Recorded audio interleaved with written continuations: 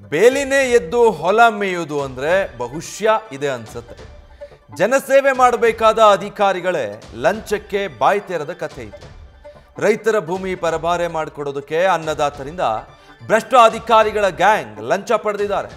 ಇವರ ಲಂಚಾವತಾರದ ಆರೋಪಕ್ಕೆ ಪುಷ್ಟಿ ನೀಡಿರುವುದು ಫೋನ್ ಪೇ.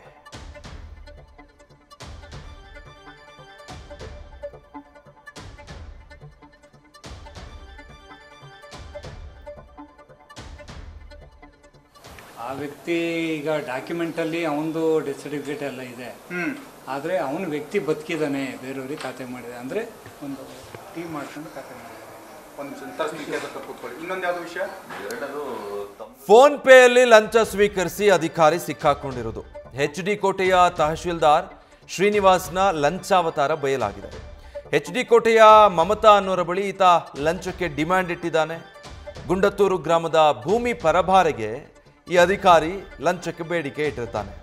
ಸರ್ವೆ ನಂಬರ್ 10ರ 5 ಎಕರೆ 1 ಗುಂಟೆ ಭೂಮಿಯ ಪರಭಾರೆ ಮಾಡಿಕೊಡ್ಬೇಕು ಅಂದರೆ ಲಂಚ ಕೊಡಬೇಕು ಅಂತ.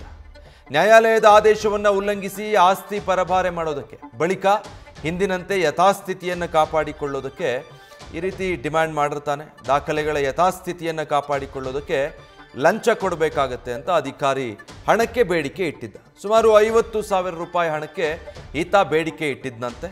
3 ಅಧಿಕಾರಿಗಳು, ತಹಶೀಲ್ದಾರ್ ಶ್ರೀನಿವಾಸ್, ರೆವಿನ್ಯೂ ಇನ್ಸ್ಪೆಕ್ಟರ್ ಗೋವಿಂದರಾಜು ಮತ್ತು ಎನ್ ಬೆಳ್ತೂರು ಗ್ರಾಮ ಲೆಕ್ಕಿಗ ನಾಗರಾಜು, 3 ಅಧಿಕಾರಿಗಳು ಈ ಥರ ಹಣಕ್ಕೆ ಡಿಮ್ಯಾಂಡ್ ಇಟ್ಟಿದ್ದಾರೆ.